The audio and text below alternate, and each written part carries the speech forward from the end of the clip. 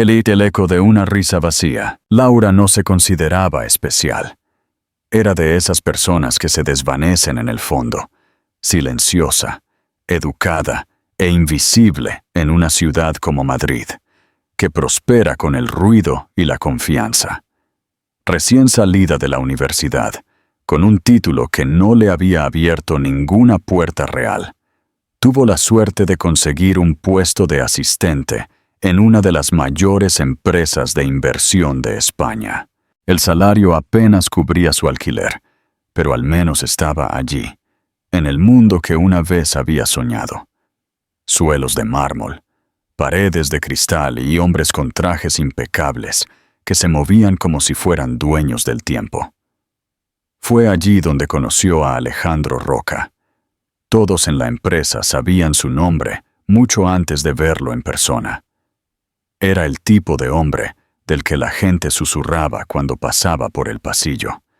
El CEO más joven que la firma había tenido, un multimillonario hecho a sí mismo, brillante y aterrador. Tenía el tipo de presencia que silenciaba las habitaciones, y cuando te miraba, sentías como si viera a través de ti, y quizás lo hacía. Sus ojos eran pálidos, casi helados, su voz tranquila, sus palabras medidas. No sonreía a menudo, pero cuando lo hacía, la gente trabajaba el doble de duro al día siguiente, solo para volver a verlo. Laura lo conoció por accidente, literalmente. Llevaba una pila de informes a la sala de conferencias cuando dobló la esquina demasiado rápido y chocó con él. Los papeles se esparcieron, sus mejillas ardieron y murmuró una docena de disculpas. Alejandro no gritó, ni siquiera frunció el ceño. Se agachó, la ayudó a recoger los documentos y dijo, casi distraídamente, «Cuidado, el mercado no es lo único que se estrella por aquí». Fue una broma pequeña y seca, pero se quedó con ella todo el día. Después de eso, él la notó, no de una manera de cuento de hadas, más bien empezó a recordar su nombre cuando otros no lo hacían. Le pidió que lo ayudara en proyectos pequeños. Confió en ella para organizar su agenda. Laura no podía entender por qué. No era glamorosa, ingeniosa o poderosa como las mujeres que lo rodeaban en las fiestas de la empresa. Pero él parecía disfrutar de su calma, la forma en que ella no se esforzaba demasiado por impresionarlo. Una noche, tarde, cuando la oficina estaba casi vacía, compartieron una conversación con café que de alguna manera se convirtió en cena. Luego risas. Luego algo más profundo. El romance que siguió no fue grandioso ni ruidoso. Fue tranquilo, privado y frágil, construido sobre momentos robados y largas noches en las que él se quitaba la armadura que llevaba ante el mundo. Le habló de la presión, el insomnio, el hambre constante de permanecer en la cima. Ella escuchó. «Me haces sentir humano de nuevo», dijo una vez, medio dormido, con la cabeza apoyada en su regazo. Y ella le creyó. Creyó que debajo de su exterior frío había una calidez destinada solo para ella. Las semanas se convirtieron en meses. Laura trató de no soñar demasiado, pero era imposible no hacerlo. Imaginó despertar junto a él sin miedo, ser parte de su mundo, quizás incluso formar una familia algún día. Así que cuando la prueba de embarazo dio positivo, su corazón tembló, no de miedo, sino con una tímida alegría. Se sintió como una prueba de que su amor era real, de que algo bueno había surgido de toda la incertidumbre. Fue a su oficina una tarde después del trabajo, con el corazón latiéndole fuerte, las manos temblándole ligeramente. Él estaba sentado detrás de su escritorio, leyendo algo en su tablet, con las mangas remangadas, las luces de la ciudad entrando por el cristal detrás de él. Ella sonrió nerviosamente. Le dijo que necesitaba hablar. Cuando finalmente pronunció las palabras, «Estoy embarazada», el mundo pareció contener la respiración. Por un momento, Alejandro no dijo nada. Luego se reclinó. Una sonrisa lenta, casi divertida, se dibujó en sus labios. «¿Hablas en serio?», preguntó. Ella asintió. Su risa fue tranquila al principio, luego más aguda, más fría. «Laura, eres una chica dulce», dijo, levantándose, caminando alrededor del escritorio, como si la inspeccionara desde la distancia. «Pero seamos realistas. Soy un CEO millonario. ¿Y tú? ¿Qué? ¿Una asistente? ¿Crees que así funcionan las cosas?». Las palabras golpearon más fuerte que una bofetada. Sintió cómo se le cerraba la garganta. No estaba enojado. Eso habría sido más fácil de soportar. Estaba indiferente, desapegado, como si le hubiera dicho algo trivial, algo indigno de preocupación. Intentó hablar, explicar que no lo había planeado, que no estaba pidiendo nada. Pero él la interrumpió con un gesto de su mano. «Ocúpate», dijo simplemente, «y no conviertas esto en un drama. Sabías lo que era esto». Esa noche, ella salió del edificio bajo la lluvia torrencial, su visión borrosa no solo por las lágrimas, sino por la incredulidad. Las luces de la ciudad a su alrededor parecían cruelmente brillantes. Su teléfono sonó una vez, su número, pero no pudo contestar. Por la mañana, su tarjeta de acceso no funcionaba. La empresa había reestructurado su puesto. Ni siquiera tuvo la oportunidad de limpiar su escritorio. Alejandro Roca siguió con su vida, y Laura Gómez desapareció de ella.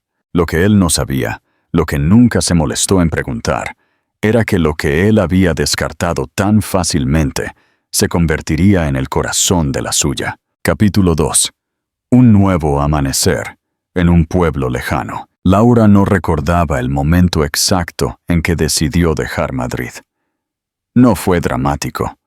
No hubo una maleta empacada bajo la lluvia, ni una última mirada al horizonte. Fue más tranquilo que eso, un lento desmoronamiento de la esperanza, hasta que quedarse se sintió más pesado que irse. Encontró un mapa, cerró los ojos y señaló. El dedo aterrizó en un pequeño pueblo de la costa de Huelva, del que nunca antes había oído hablar. Ayamonte. Eso fue suficiente. Vendió lo poco que poseía, rescindió su contrato de alquiler y desapareció de la ciudad, donde su corazón se había roto y su vida había terminado, o eso le había parecido. El pueblo no se parecía en nada a Madrid. Los edificios eran más bajos, las calles más tranquilas, la gente más lenta para hablar, pero más rápida para saludar con un gesto. No había taxis tocando la bocina, ni carritos de café en cada esquina, ni el ajetreo nocturno de gente persiguiendo algo urgente. Aquí, el tiempo se movía de manera diferente. Al principio, Laura lo odió. El silencio era ensordecedor. Extrañaba el caos, incluso el dolor que conllevaba. Pero a medida que su vientre crecía, también lo hacía su conciencia de que este era exactamente el lugar donde necesitaba estar. El ruido de la ciudad no le habría permitido escuchar lo que importaba. El sonido de diminutos latidos que palpitaban 3 veces durante cada cita médica. ¡Trillizos! La palabra la había aturdido cuando el médico la dijo por primera vez. Había mirado la pantalla, las 3 pequeñas luces parpadeantes que demostraban que había 3 vidas dentro de ella, no solo una. Rió y lloró al mismo tiempo, con las manos temblándole en la camilla de exploración. No era alegría ni miedo, eran ambos, enredados en algo para lo que aún no tenía palabras. Se sentía demasiado grande para que un cuerpo lo llevara, emocional, física y financieramente. pero no tuvo elección. Y extrañamente, incluso en sus horas más oscuras, nunca consideró renunciar a ellos. El embarazo fue difícil, sin apoyo familiar. Sus padres habían descartado su situación como vergonzosa y se negaron a hablar con ella. Laura estuvo sola desde el principio. Su cuerpo cambió más rápido de lo que podía seguir. Las facturas del hospital comenzaron a acumularse antes de que terminara el segundo trimestre. Los antojos de comida se mezclaban con las náuseas. El sueño se convirtió en un extraño. Podía sentir a cada uno de sus bebés moviéndose en diferentes momentos, a veces todos a la vez, estirándola desde dentro. Cada patada le recordaba lo que vendría.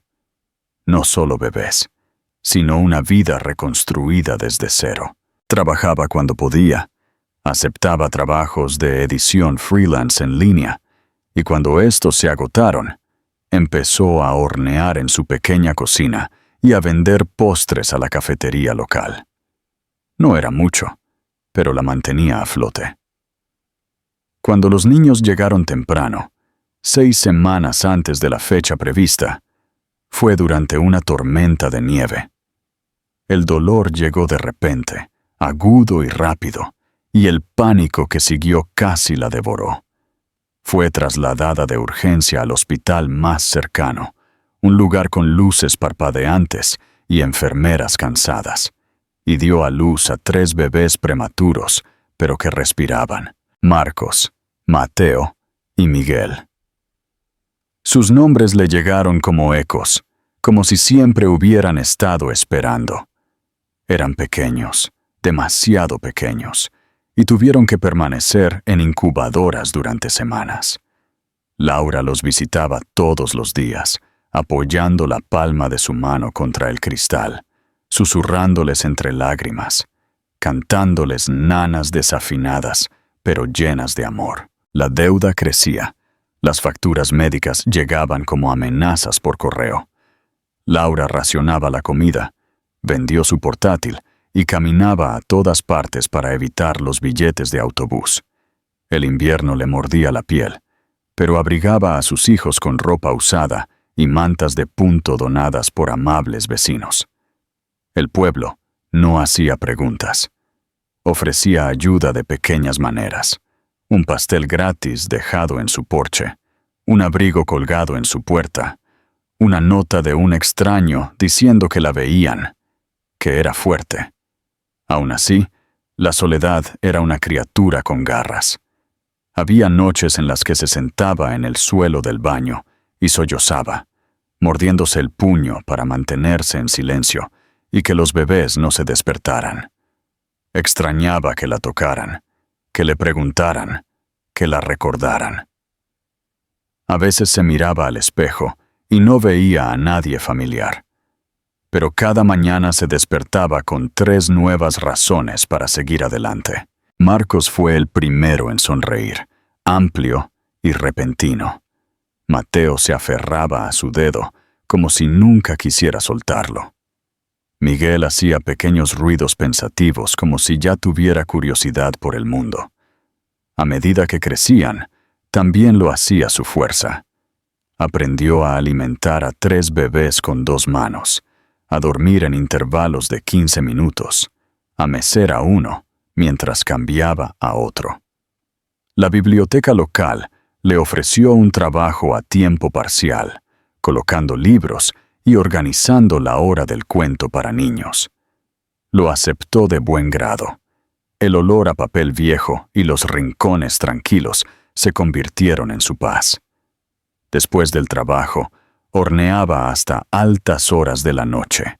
Galletas, magdalenas, cualquier cosa que pudiera vender. Su cocina se convirtió en su santuario. Los niños aprendieron el ritmo de sus pasos, la suavidad de su voz, la cadencia segura de sus nanas. La vida no fue fácil. Nunca fue fácil. Pero se volvió tolerable, luego manejable y finalmente significativa. El dolor de su pasado aún persistía, pero ya no la definía.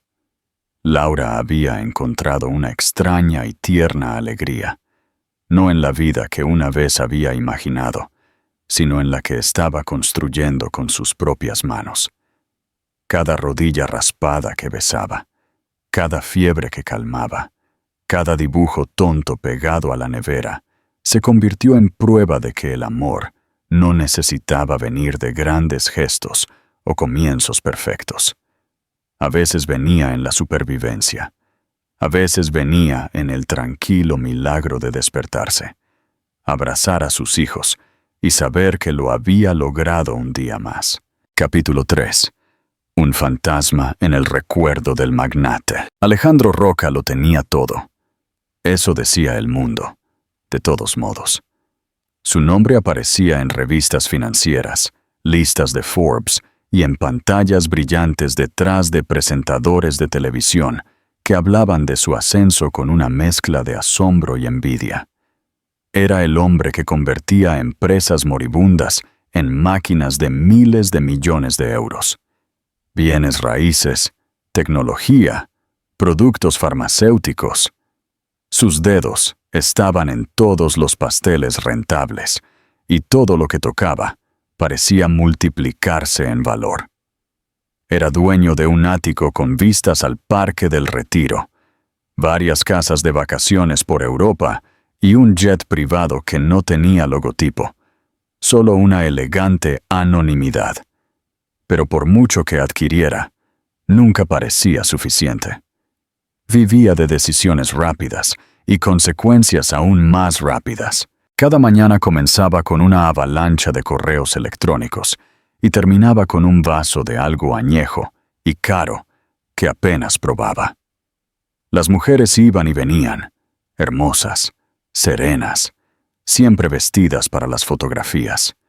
Se reían de sus chistes, le tocaban el brazo durante las galas benéficas y desaparecían sin resistencia cuando él dejaba de devolver las llamadas. No recordaba la mayoría de sus nombres. Su asistente mantenía una lista por si necesitaba enviar un regalo de cumpleaños o flores. Rara vez lo hacía. Lo que nadie veía, lo que nadie sabía, era que a pesar del interminable flujo de lujo y atención, Alejandro se había cansado. Cansado de los juegos, el ruido, la simulación. Cada vez que abría los ojos a una nueva mañana, le resultaba más difícil sacudirse la sensación de que algo faltaba, no algo material, no algo que pudiera comprar. Era más profundo que eso, casi como un dolor en el pecho que nunca desaparecía del todo.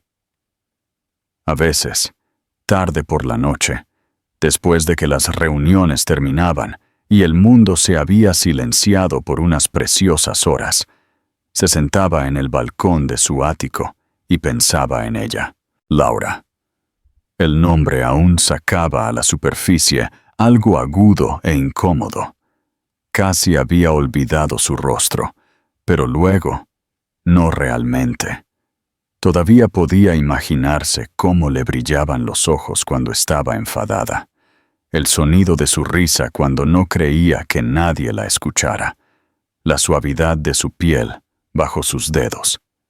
Había sido diferente a las demás, tranquila, pero no aburrida, amable sin ser ingenua.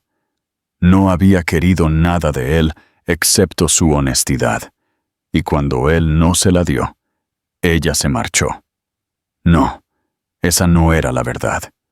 No solo se marchó, él la había empujado. Duro. Recordaba la conversación, aunque intentaban no hacerlo. La forma en que ella había estado allí, temblando, su voz pequeña pero firme, diciéndole que estaba embarazada. Y cómo él se había reído. Dios, odiaba ese recuerdo. En ese momento, le había parecido lo único que podía hacer. Reír, descartarlo, minimizar el pánico que le subía por la garganta. No había sabido cómo responder a algo tan real, tan inesperado. así que lo había aplastado. La había aplastado. Se dijo a sí mismo que era necesario, que estaba protegiendo su vida de descontrolarse. Pero en el fondo, una parte de él había sabido que estaba cometiendo un error, uno que no podía deshacer. Se dijo a sí mismo que ella llamaría, que volvería y pediría apoyo.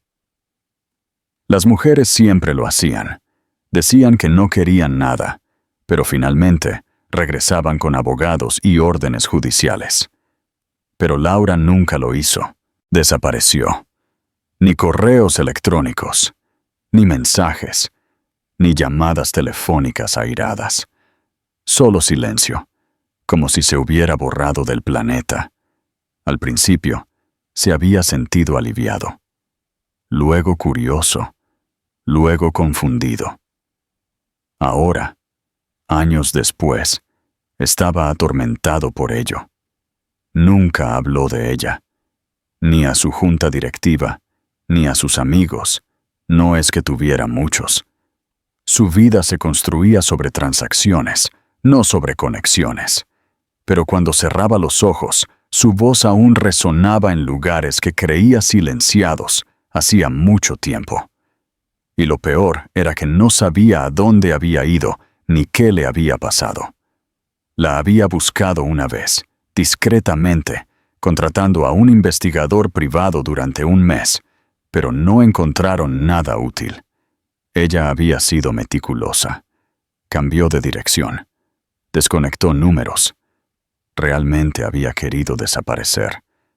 Y lo había logrado. Alejandro intentó enterrarse en el trabajo. Una y otra vez. Grandes negocios. Empresas más arriesgadas. Asistía a todos los eventos a los que le invitaban. Donaba dinero a obras de caridad. Compraba arte que ni siquiera le gustaba. Llenaba sus días de ruido. Pero el silencio siempre regresaba. Y cuando pasaba por parques infantiles o escuchaba la palabra padre en una conversación, algo profundo en su estómago se retorcía. No sabía por qué seguía pensando en el niño. Quizás porque existía la posibilidad, por pequeña que fuera, de que algo suyo hubiera quedado atrás. No había querido una familia entonces, pero ahora, la idea de que pudiera tener una sin siquiera saberlo, lo carcomía. No creía en el destino, pero creía en las consecuencias. Y ésta, temía, finalmente lo estaba alcanzando. Cada vez con más frecuencia, se encontraba distraído. Durante las reuniones, su mente divagaba. En medio de las citas, de repente recordaba la expresión de Laura esa noche en su oficina. Un frío arrepentimiento se aferraba a él como una segunda piel. Y cuando se miraba al espejo, a veces no reconocía al hombre que lo miraba. Los trajes eran los mismos. El rostro no había envejecido mucho.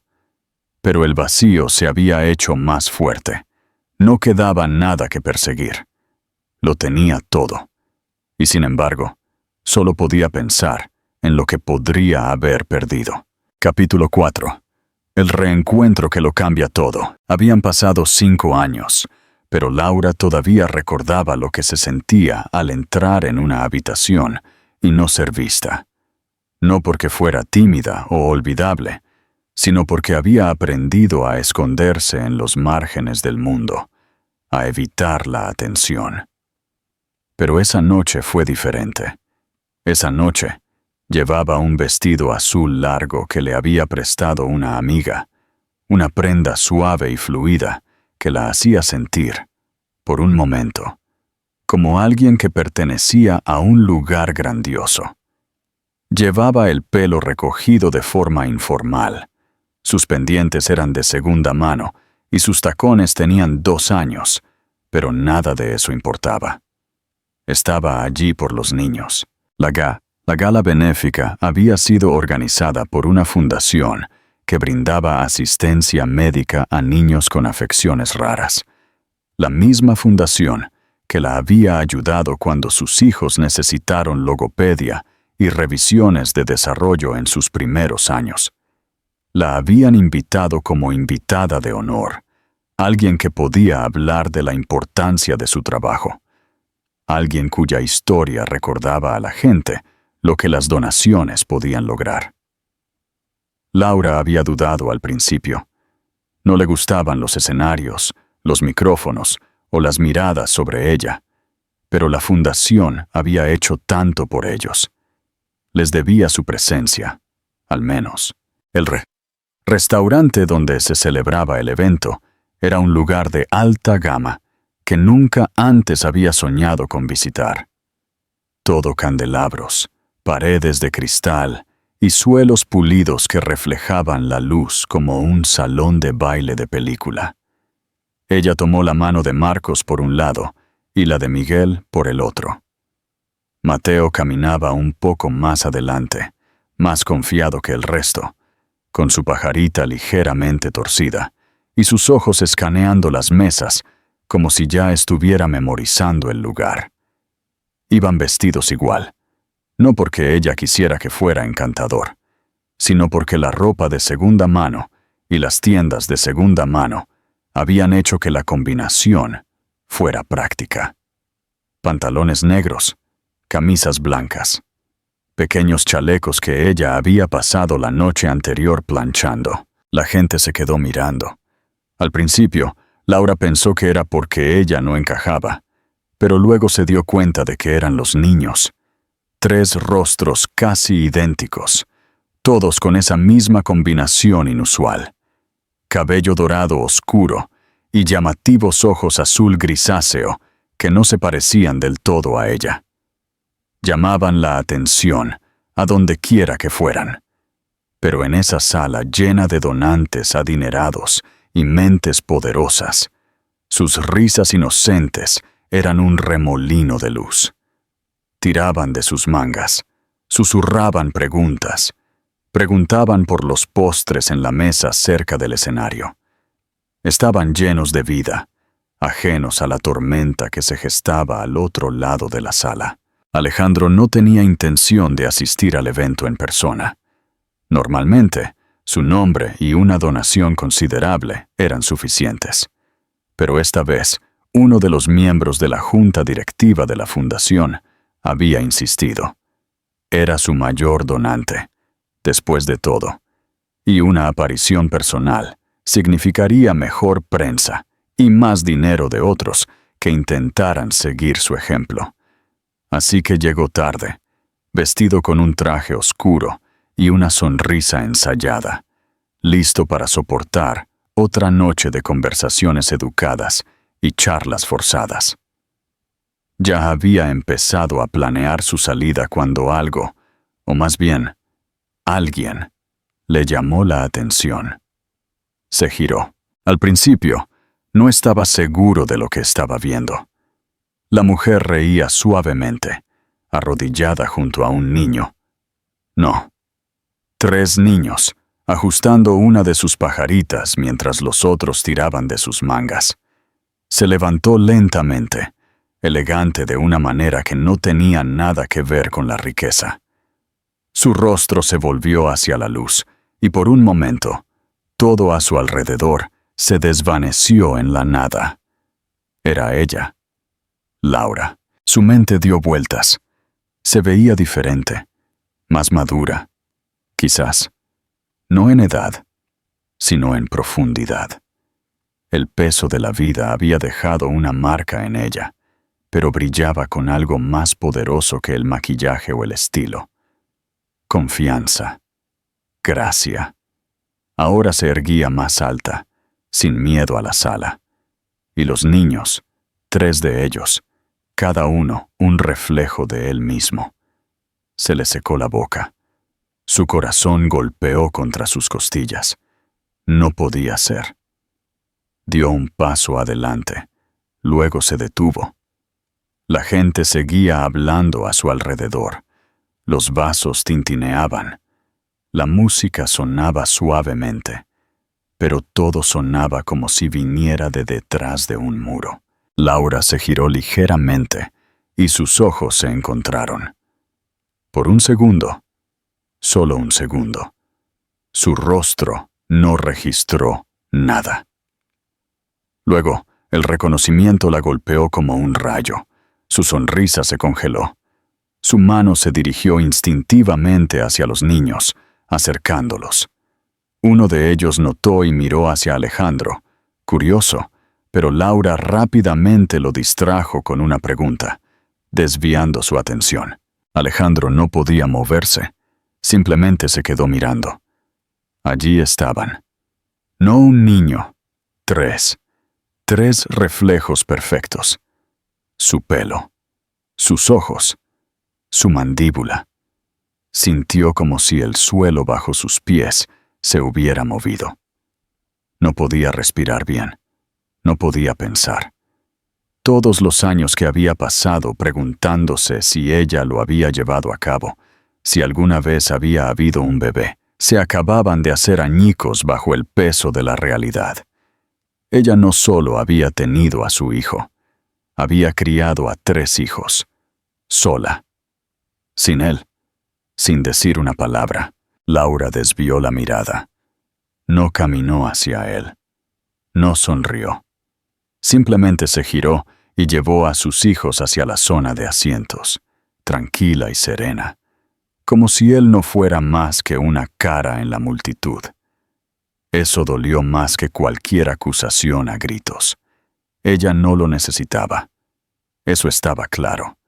Y de alguna manera, esa verdad caló más hondo que el momento en que ella le había dicho que estaba embarazada. Alejandro finalmente se sentó, pero no escuchó una palabra de los discursos. La comida frente a él permaneció intacta. Sus ojos permanecieron fijos en Laura, en los niños, tratando de reconstruir la historia de los años que se había perdido.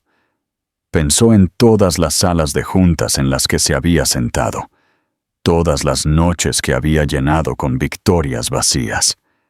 Mientras él buscaba más, ella había estado construyendo algo real. No sabía cómo procesarlo. Solo sabía una cosa con certeza. Nunca volvería a ser el mismo. Capítulo 5. El lento camino hacia la redención. Alejandro no durmió esa noche. Después de la gala benéfica, regresó a su ático. Pero el silencio del espacio ahora se sentía diferente. No pacífico, no espacioso, simplemente vacío. Se paró junto a la ventana, observando las luces de la ciudad parpadear, el horizonte extendiéndose en la distancia, y todo en lo que podía pensar era en lo que había visto. 3 niños, sus hijos, Laura. Los últimos 5 años habían transcurrido sin él, y sin embargo, la prueba de esos años perdidos había estado a pocos metros, vestida con chalecos y curiosidad de ojos grandes, llevando su rostro como si la naturaleza hubiera tomado un plano y lo hubiera copiado 3 veces. Los niños tenían sus ojos, sin duda, y eso era lo que más le atormentaba. No solo se parecían a él, llevaban su sangre, su nombre, aunque aún no lo supieran. Durante días, Alejandro no pudo concentrarse. Las reuniones se volvieron borrosas. Las palabras se convirtieron en estática. Su mente se negó a obedecer sus órdenes. Era como si una presa se hubiera roto en algún lugar de su interior, y todo lo que había reprimido durante años regresara con una fuerza implacable. Siempre se había enorgullecido de su control. Controlaba mercados, personas, salas de juntas, resultados. Pero esto era algo sobre lo que no tenía poder. Laura había vivido una vida entera sin él. No solo había sobrevivido, había criado a 3 niños hasta convertirlos en seres humanos pequeños, brillantes, alegres y hermosos, y él ni siquiera sabía sus nombres. Sabía que no podía acercarse a ella. No con donantes alrededor, no con cámaras y ojos curiosos. Ella no lo había mirado como a un hombre al que alguna vez amó u odió. Lo había mirado como a un extraño, y peor aún, como una amenaza. Eso quemó de maneras que no había esperado. Una vez, la había hecho reír en ascensores, la había hecho suspirar en su pecho. Ahora ni siquiera le permitiría acercarse a sus hijos. Sus hijos. La semana siguiente, encontró su dirección. No fue difícil. Tenía recursos que la mayoría de la gente no tenía. Pero no llamó a su puerta. Todavía no. En cambio, condujo hasta el pequeño pueblo de Huelva donde ella vivía ahora. No se parecía en nada a la ciudad. No había rascacielos, ni coches negros, ni cafeterías con menús de cuero. Las calles estaban bordeadas de árboles viejos, niños en bicicleta, perros persiguiendo hojas. Parecía el tipo de lugar al que la gente iba a desaparecer, o quizás a sanar. Y en medio de todo estaba Laura, caminando por la acera con una bolsa de papel de la compra, sus hijos saltando delante, sus risas resonando como música que él no sabía que había echado de menos. Al principio, observó desde la distancia. Se odiaba a sí mismo por ello, pero no podía evitarlo. Estacionó a unas pocas cuadras de su casa y se sentó en el coche durante horas, a veces solo para verlos ir a la escuela o regresar del parque. Estaban llenos de energía, en constante movimiento, en constante conversación. A Marcos le gustaba saltar los bordillos de la acera. Mateo llevaba una libreta, garabateando cosas como un detective en miniatura. Miguel hacía preguntas que nadie podía responder, el tipo de preguntas salvajes y curiosas que hacían reír a Laura y despeinarle el cabello. Alejandro era un extraño para todo eso, observándolos como un hombre que mira a través de una ventana de cristal a un mundo al que no merecía entrar. Pero eso no le impidió volver. Comenzó a aprender sus rutinas. Escuela a las 8. Los turnos de Laura en la biblioteca durante el día. Paseos por la tarde. Helado los viernes. La observó hablar con los vecinos, arreglar la chaqueta de un niño, cargar a otro cuando se quedaba dormido en su hombro. Seguía siendo la misma Laura, práctica, cálida, paciente, pero ahora había algo más fuerte en ella. Un tipo de acero que no había notado cuando era más joven. Se había enfrentado al mundo sola y había salido no rota, sino forjada. Finalmente, no pudo mantenerse alejado. La primera vez que volvió a hablar con ella fue en el aparcamiento de la escuela. Ella estaba cargando mochilas en el coche cuando él se acercó. Su cuerpo se puso rígido al instante, como si lo hubiera sentido antes de verlo. Sus ojos se entrecerraron, cautelosos, calculadores. Les dijo a los niños que esperaran en el coche. Luego se volvió hacia él. ¿Qué haces aquí? Su voz no era de enojo, pero tampoco era amable. Quería decirlo todo a la vez. No sabía. Me equivoqué. Lo siento. Se parecen a mí. Quiero ser parte de sus vidas. Quiero saber sus nombres, sus sueños, sus miedos. Pero ninguna de esas palabras salió bien. En cambio, dijo algo seguro, algo débil. Solo quería verte. A ellos. Laura no se inmutó. Los viste. Ahora vete. Él no se fue. Regresó al día siguiente. Y al día siguiente. No siempre para hablar, sino solo para estar cerca. Finalmente, ella dejó de despedirlo con palabras y comenzó a usar el silencio en su lugar. Fue una mejora. Comenzó a dejar cosas, anónimamente, al principio. Una donación a la fundación que la había ayudado. Un sobre dejado en la escuela, cubriendo un año de material escolar. reparaciones hechas al sistema de calefacción de la biblioteca. Nunca firmó con su nombre. Pero ella lo sabía. Siempre lo sabía. Una vez lo confrontó, preguntándole si intentaba comprar su entrada a sus vidas. Él le dijo que no. Le dijo que no esperaba nada. Solo quería ayudar. No pidió ver a los niños. No presionó. En cambio, intentó estar presente. Al margen. Callado. Cuidadoso. Y finalmente, ellos lo notaron. Mateo fue el primero en preguntar: ¿por qué ese hombre se parece a nosotros?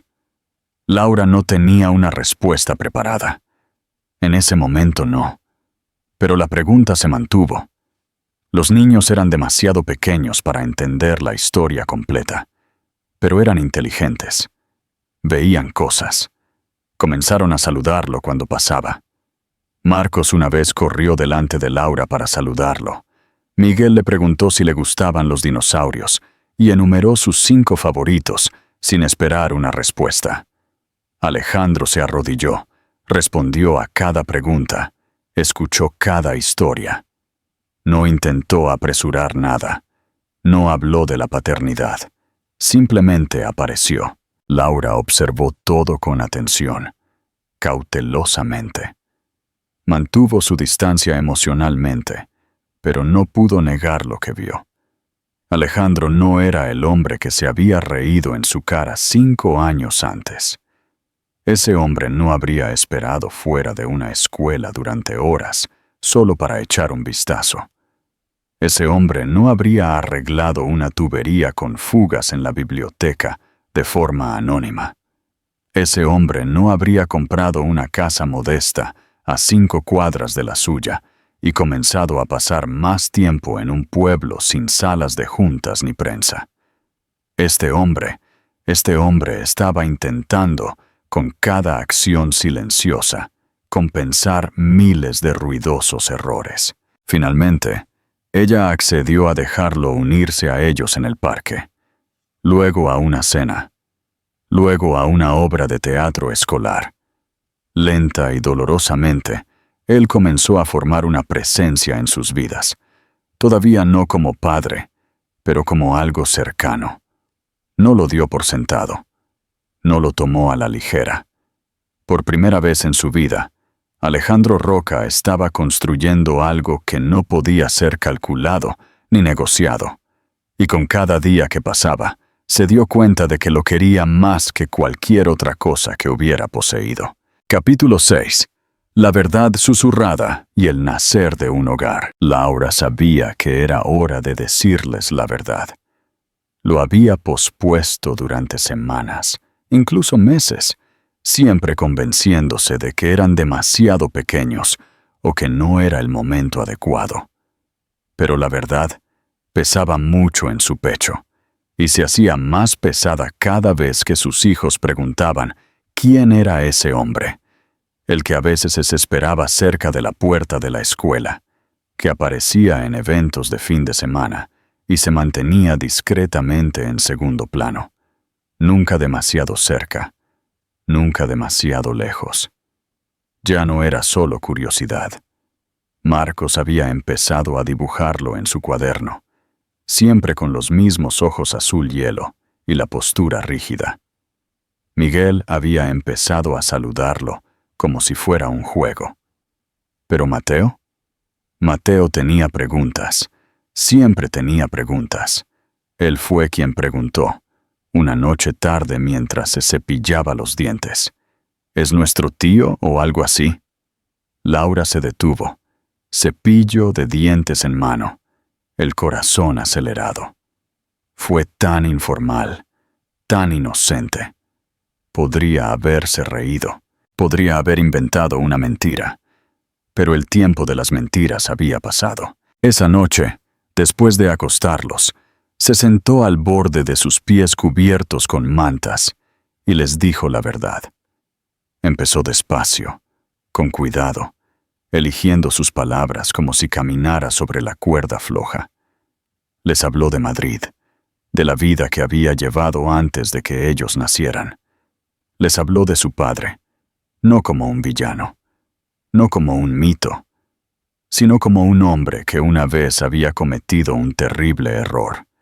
No lloró, aunque se le apretó la garganta. No habló con amargura, aunque el pasado todavía escocía.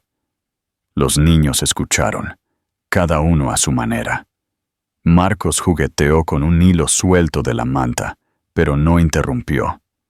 Miguel miró al techo, parpadeando lentamente. Y Mateo, su primogénito por 3 minutos, su pequeña alma vieja, se sentó muy quieto y observó su rostro todo el tiempo. Cuando ella dijo su nombre, hubo un largo silencio. Mateo finalmente susurró: «Pero él ha estado aquí. ¿Por qué no dijo nada?» Laura juntó las manos e intentó mantener la voz firme. «Porque no quería quitarles nada, ni a ustedes, ni a mí. Pensó que quizás ya no merecía ser parte de sus vidas». Miguel inclinó la cabeza, confundido. ¿Es por eso que siempre parece triste cuando nos ve? Laura sonrió, aunque sus ojos brillaron. Quizás, o quizás solo tiene miedo. Marcos se inclinó hacia adelante, susurrando como si compartiera un secreto. ¿Podemos hablar con él la próxima vez? Laura hizo una pausa. Luego asintió. Solo si ustedes quieren. La próxima vez que vieron a Alejandro, el cambio fue sutil, pero sísmico. Los niños se acercaron a él. Le hicieron preguntas. Hablaron de la escuela y de sus películas favoritas. Marcos le mostró un dibujo. Miguel lo invitó a una feria de ciencias. Y Mateo observó. No habló mucho, al principio, pero tampoco se apartó. Y eso significaba todo.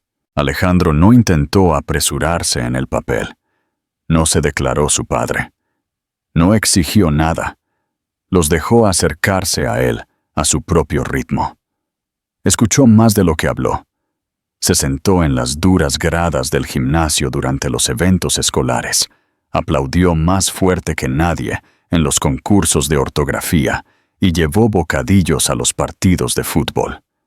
Les preguntó sobre sus días. Recordaba los nombres de sus maestros. Ayudó con los deberes cuando Laura estaba demasiado cansada para sentarse erguida. Lentamente, se formó un ritmo. No el tipo de ritmo con el que nacen las familias, sino el que se construye con tiempo, paciencia y la decisión tranquila de seguir apareciendo. Laura observó el cambio en él no con una esperanza ingenua, sino con una observación cautelosa.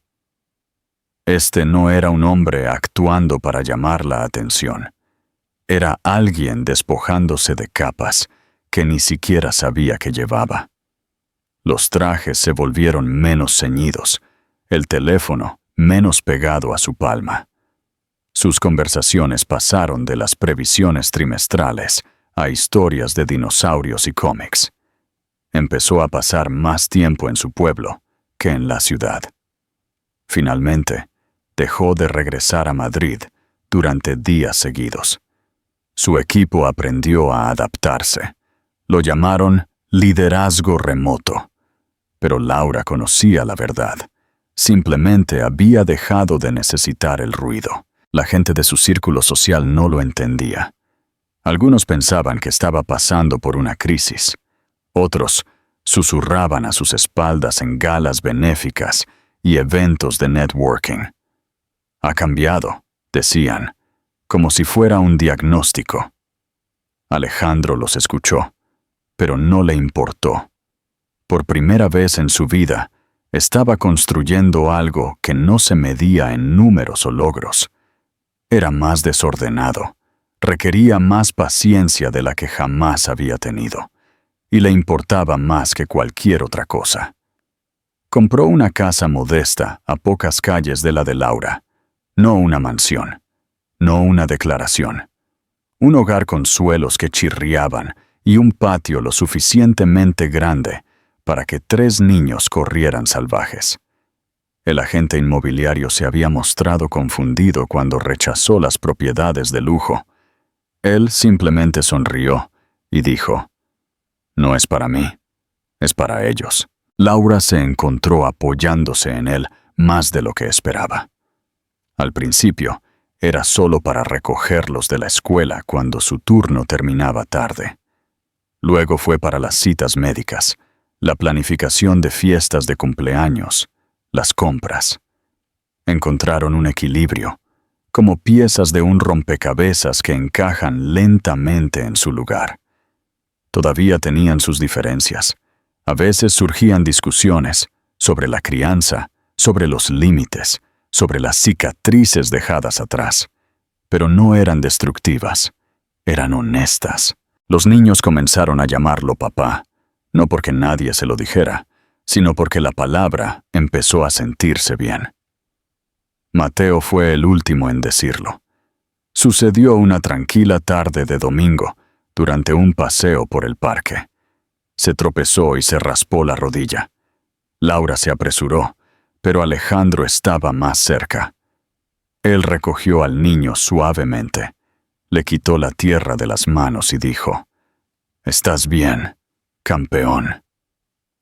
Mateo se aferró a él con fuerza, hundió su rostro en el hombro de Alejandro y susurró, «Gracias, papá». La respiración de Laura se atascó en su garganta. Alejandro se quedó inmóvil, con los ojos muy abiertos. Luego lo abrazó más fuerte. No fue un gran momento. No hubo testigos, ni aplausos.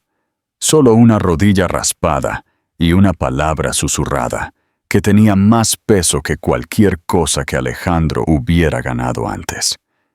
En ese pequeño pueblo, con sus calles tranquilas y su encanto de segunda mano, Alejandro finalmente aprendió lo que significaba amar no con gestos, sino con constancia. No con poder, sino con presencia. Y mientras la primavera florecía a su alrededor, el pasado comenzó a aflojar su agarre. El dolor no desapareció, pero se suavizó. Se convirtió en parte de los cimientos que estaban construyendo, en lugar de una herida desatendida. Y por primera vez en su vida, Alejandro Roca no solo tenía una razón para quedarse, tenía un hogar. Capítulo 7. La prueba de la devoción comenzó como un resfriado. Nada serio, había pensado Laura. Solo una tos que persistía más de lo habitual. Un poco de fatiga, un dolor de cabeza que iba y venía. Lo ignoró. Como madre de 3 niños, había aprendido a superar las molestias. No podía permitirse el lujo de bajar el ritmo. No cuando había almuerzos que preparar, calcetines que encontrar, horas del cuento que organizar en la biblioteca, facturas que gestionar, cenas que cocinar. Sus días se construían sobre el movimiento, y se había acostumbrado a ignorar las señales que su propio cuerpo le enviaba, un hábito formado por necesidad. Pero esta vez, su cuerpo no la dejó ignorarlo por mucho tiempo. La tos se hizo más profunda, se volvió dolorosa. Su energía se agotaba más rápido de lo que podía reponerla. Una mañana, mientras doblaba la ropa, la habitación giró tan repentinamente que tuvo que sentarse en el suelo, agarrándose a la tela con las manos mientras esperaba que el mareo pasara. Esa noche, se saltó la cena, diciendo a los niños que solo necesitaba acostarse. A la mañana siguiente, no pudo levantarse de la cama. Su fiebre se disparó. Su pecho le quemaba con cada respiración, y sus extremidades sentían que pesaban más que todo su cuerpo. Mateo fue quien la encontró. Había venido a preguntar por su proyecto de ciencias, pero se detuvo en seco en la puerta. Laura estaba acurrucada de lado, con el rostro enrojecido, la respiración superficial. Su pequeña voz la llamó, pero ella no respondió. Corrió a buscar a sus hermanos, y luego juntos, temblando y asustados, Llamaron a la única persona en la que podían pensar, el hombre que les había prometido que siempre estaría allí. Alejandro no dudó. Contestó el teléfono al primer timbrazo. La voz de Laura no estaba al otro lado.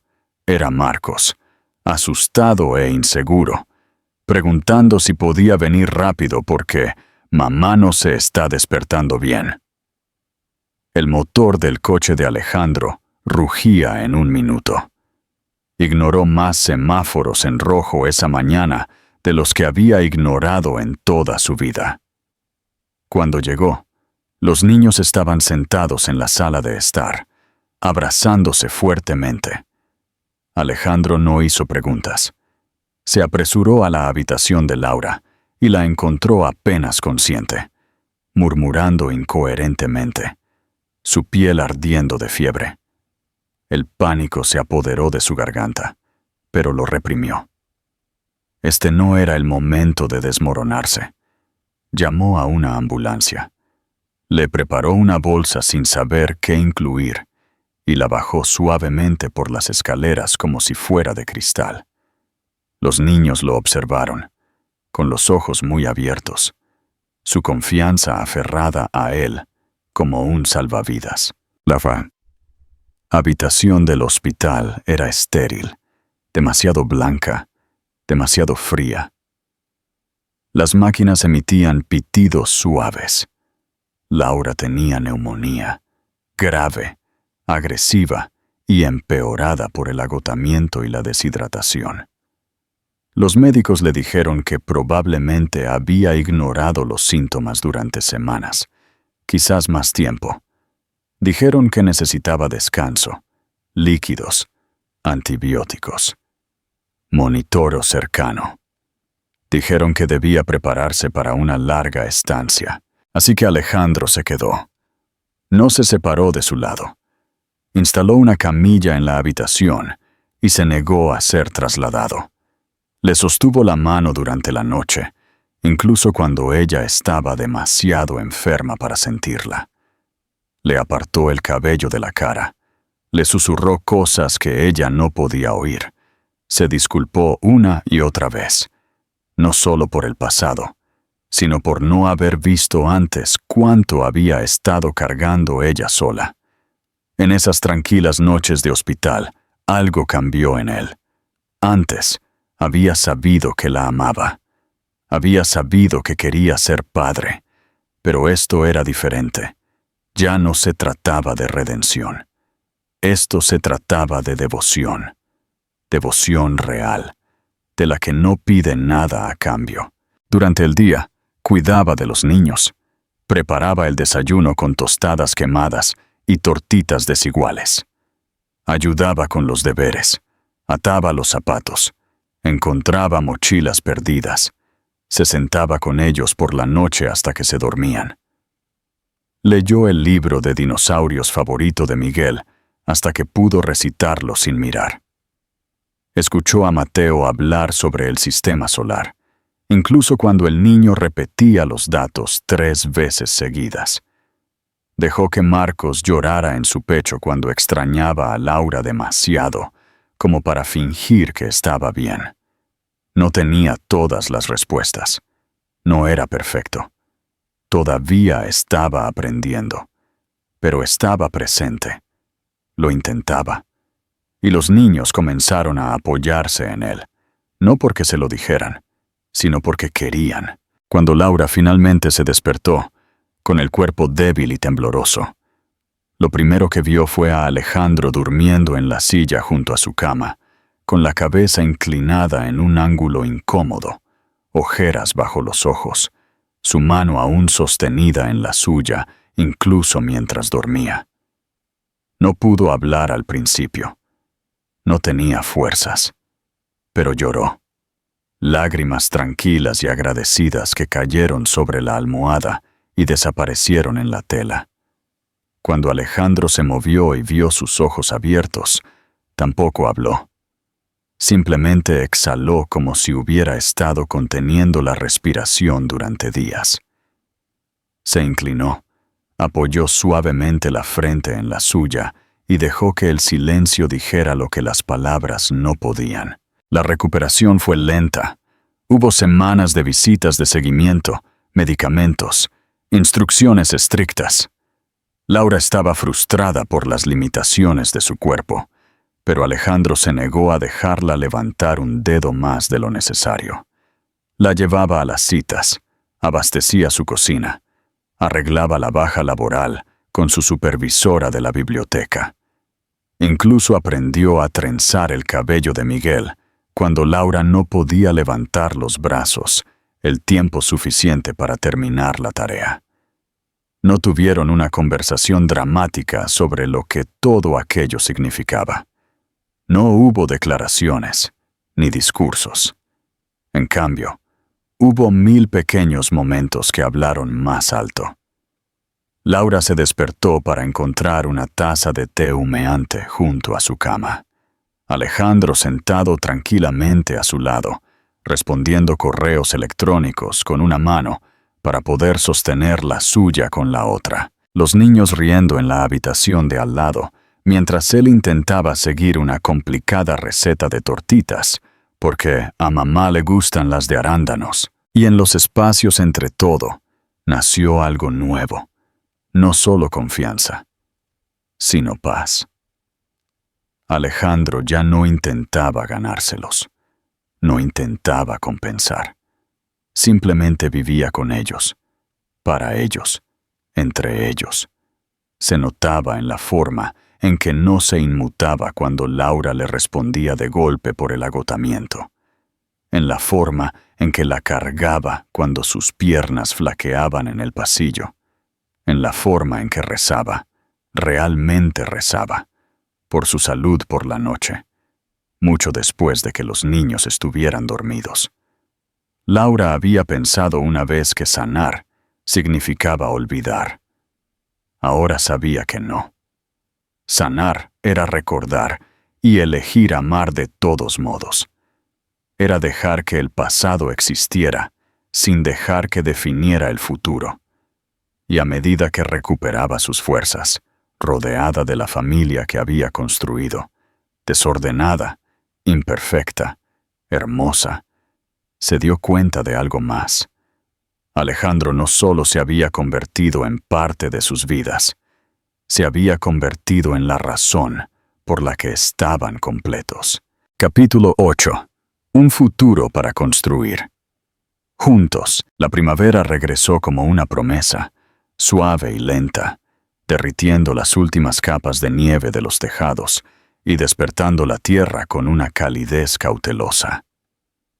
Los árboles fuera de la ventana de Laura comenzaron a brotar con pequeñas hojas verdes, tímidas al principio, luego más valientes con cada día. Los azafranes asomaban por el suelo. El sol se quedaba un poco más cada tarde, y el aire olía a lluvia y a nuevos comienzos. Para Laura, fue la primera estación en años que no se sintió como supervivencia. Se sintió como respirar, como llegar. Su fuerza había regresado gradualmente, no de golpe. Había días en los que todavía tenía que sentarse después de un corto paseo, y noches en las que el dolor en sus pulmones le recordaba lo cerca que había estado de desaparecer. Pero Alejandro había estado allí para todo, no acechando, no asfixiando, simplemente firme. Se había integrado tan a fondo en el tejido de su vida que Laura ya no recordaba cómo había sido pasar un día sin verlo en ella. Ya no lo cuestionaba cuando escuchaba sus pasos en la cocina, o lo veía doblando la ropa, o encontraba su té favorito ya preparado y esperándola en el porche. Era como si siempre hubiera estado destinado a estar allí, pero la vida había tomado un largo y doloroso desvío para traerlo a casa. Ya, los niños también habían florecido. Con Alejandro presente, algo en ellos había cambiado, no un cambio de comportamiento, sino una profundización del espíritu. Reían más fuerte, discutían con más confianza, sabiendo que alguien además de su madre intervendría con calma autoridad. Llegaban a casa de la escuela ansiosos por contar sus historias a dos adultos. Se acurrucaban con Laura para ir a la cama y luego arrastraban a Alejandro a la habitación también, exigiéndole que hiciera las voces en la historia, porque las suyas eran más divertidas. La casa ya no se sentía como un lugar de esfuerzo constante. Se sentía como una familia, no remendada, no prestada. Real. Una tarde a finales de marzo, casi un año después de la gala donde Alejandro había vuelto a ver a Laura, él le preguntó si estaría dispuesta a ir con él a una cena. Nada formal, prometió. Ni donantes, ni reporteros. Solo una cena. Ella dudó, pero accedió. Había algo en su voz, no ansioso, sino intencional. No podía decir que no. Les preguntó a los niños si querían venir, y se iluminaron, ya poniéndose camisas con botones y arreglándose el pelo con más cuidado de lo habitual. Cuando llegaron al restaurante, Laura lo reconoció inmediatamente. Era el mismo lugar donde se había celebrado la gala benéfica el año anterior, la noche en que todo había cambiado. El recuerdo la golpeó con un extraño peso. Esa tarde la había destrozado. Esta, sospechaba, podría volver a unirla. Adentro, la sala había sido reorganizada. No había mesas redondas, ni paletas de subasta, ni copas de champán tintineando. Solo una larga mesa de madera puesta para 5, cubierta con suaves velas y flores silvestres en jarrones de cristal. Alguien había puesto una lista de reproducción de jazz, tranquilo y piano instrumental. El personal los conocía por su nombre. Todo había sido preparado con antelación. La cena transcurrió entre risas y pequeños derrames, con Miguel volcando su zumo y Marcos colándose rollos de pan extra y Mateo corrigiendo al camarero sobre el nombre científico de la hierba de su sopa. Laura observó todo con una sonrisa asomando en sus labios, su mano descansando suavemente cerca de la de Alejandro. No necesitaban tocarse. Estaban conectados de una manera que iba más allá de lo que los dedos podían alcanzar. Después del postre, los niños fueron invitados a la cocina trasera para recorrer la panadería, algo preestablecido con un guiño cómplice de Alejandro. En el momento en que los tres desaparecieron por la esquina, Alejandro se levantó lentamente y metió la mano en el bolsillo de su chaqueta. La respiración de Laura se contuvo antes de que él siquiera se moviera. No se arrodilló como lo hacían los hombres en las películas.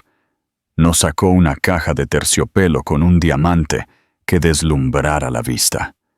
En cambio, se arrodilló frente a ella, sosteniendo una sencilla banda de plata entre sus dedos, y la miró con una vulnerabilidad que nunca había visto en el hombre que una vez gobernó salas de juntas e infundió miedo con una mirada. No pidió perdón. Eso ya se le había dado de 1000 maneras silenciosas. No suplicó amor. Sabía que lo tenía, aunque ninguno de los dos había pronunciado las palabras en voz alta. En cambio, pidió una oportunidad. Una oportunidad no para reescribir el pasado, sino para construir el futuro, junto con los 3 niños que ya lo llamaban papá, sin dudarlo. Su voz no tembló, pero había algo crudo en ella. No te pido que olvides nada. Te pido que me elijas a mí, ahora, sabiendo todo lo que sabes. Quiero ser tu pareja, no tu salvación, no tu disculpa, simplemente tuyo. Laura lo miró. Realmente lo miró. No como al hombre que una vez le rompió el corazón.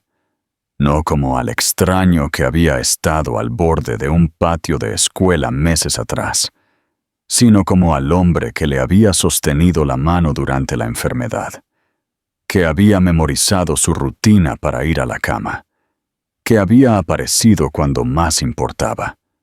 No lloró, no dudó, simplemente asintió. Luego susurró una palabra. Sí, no hubo aplausos. No hubo un beso dramático. Solo un tranquilo suspiro de ambos, como si algo pesado finalmente se hubiera soltado después de haber sido cargado durante demasiado tiempo. Los niños regresaron corriendo a la habitación momentos después, ya en medio de una discusión sobre quién había visto la galleta más grande en la cocina. Mateo fue el primero en notar el anillo. Sonrió. «Espera, ¿ustedes se van a casar?» Laura se rió, extendiendo la mano hacia la de Alejandro. «No», dijo, mirándolos a los cuatro. «Nos estamos convirtiendo en una familia, oficialmente». Esa noche, mientras conducían a casa bajo el pálido resplandor de las farolas, Laura miró por la ventana y pensó en lo lejos que habían llegado todos. Las piezas rotas de su pasado seguían siendo parte de ella, pero ya no dolían.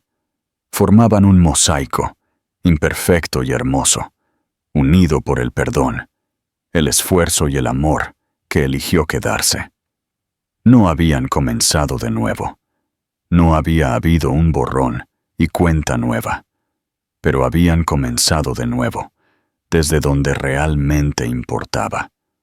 No al principio, sino en el punto de inflexión, donde el amor no grita, se muestra, donde el dolor no termina la historia, reescribe el siguiente capítulo, donde la familia no es algo que se hereda, es algo que se construye, un día valiente a la vez. Me alegra muchísimo que te haya gustado. Un final abierto es una excelente manera de dejar al público pensando y debatiendo. Aquí tienes una propuesta de final abierto para la historia, que sustituiría al último capítulo. Capítulo 8. Un futuro para construir, juntos, y te permite enganchar al espectador con preguntas. Capítulo final. Alternativo. El futuro incierto. Si te está gustando esta historia de segundas oportunidades, no olvides dejar tu like y suscribirte al canal. ¿Crees que Laura debería perdonarlo? Dímelo en los comentarios. La primavera llegó a Ayamonte, pero la calma que trajo consigo era engañosa. Laura, recuperada de la neumonía, gracias a los cuidados incansables de Alejandro, observaba el jardín. El miedo había quedado atrás, reemplazado por una realidad compleja. Él estaba aquí. Estaba presente. Era un papá para los niños. Y sus acciones diarias gritaban una devoción que el multimillonario de Madrid nunca habría entendido. Una tarde, mientras los trillizos jugaban a fútbol en el césped, Alejandro se sentó a su lado en el porche. El sol del atardecer dibujaba un halo dorado a su alrededor. Hablaron de cosas triviales, la escuela, el trabajo de Laura en la biblioteca, la barbacoa que planeaban para el fin de semana. Pero Alejandro no estaba allí para hablar del tiempo. Sacó una pequeña caja de madera de su bolsillo y la deslizó sobre la mesa. No era un anillo, era una llave. «Es para la casa que compré», dijo, su voz tranquila pero firme. «Está a solo 5 calles. Tiene un jardín enorme. No te la doy para que vivamos juntos, Laura. Te la doy para que tengas una opción. Es tuya, legalmente. Puedes usarla para lo que quieras, para un negocio, para alquilarla, para venderla, o para tener un lugar donde puedas respirar a solas si me necesitas lejos de tu casa». Laura miró la llave. No era un gesto de compra, sino una ofrenda de humildad. Él no estaba pidiendo una respuesta romántica, estaba pidiendo un espacio físico y emocional en su vida, a sus términos. «5 años», susurró Laura, cerrando los dedos alrededor de la llave, sintiendo la madera áspera. 5 años pasaron, Alejandro, y ahora me ofreces una llave. ¿Qué pasaría si te digo que ya no sé si confío en ti lo suficiente como para volver a entregar mi corazón? ¿Qué pasaría si estos 5 años de soledad me hicieron darme cuenta de que soy más fuerte sola? Alejandro asintió, mirando a los niños reírse al fondo. Lo que pasaría es que te creería, y seguiría aquí. No por el perdón, sino por el privilegio de ver a nuestros hijos crecer. No voy a pedirte que me ames, Laura. Solo te pido que no me cierres la puerta si algún día decides que vale la pena arriesgarse a construir algo más que una coexistencia. Se levantó, la dejó sola con la llave y se fue a jugar con los niños, sin presionar, sin esperar una respuesta. Laura se quedó allí, sosteniendo la llave de una casa y el corazón de un hombre. En el césped, Marcos, Mateo y Miguel reían. Tenían un padre. Ella tenía una vida construida con sus propias manos. ¿Qué harías tú si fueras Laura? ¿Arriesgarías la paz que tanto te costó conseguir por el amor de un hombre que ya te falló una vez? ¿O tomarías la llave y usarías esa nueva casa para asegurar tu independencia para siempre? Grand Sierra, CTAs finales. El destino de Laura y Alejandro queda en el aire. ¿Qué camino crees que deben tomar? Dinos tu opinión en los comentarios. Tu respuesta podría reescribir esta historia. Y no olvides darle like a este video y suscribirte para no perderte nuestras próximas historias de misterio y romance.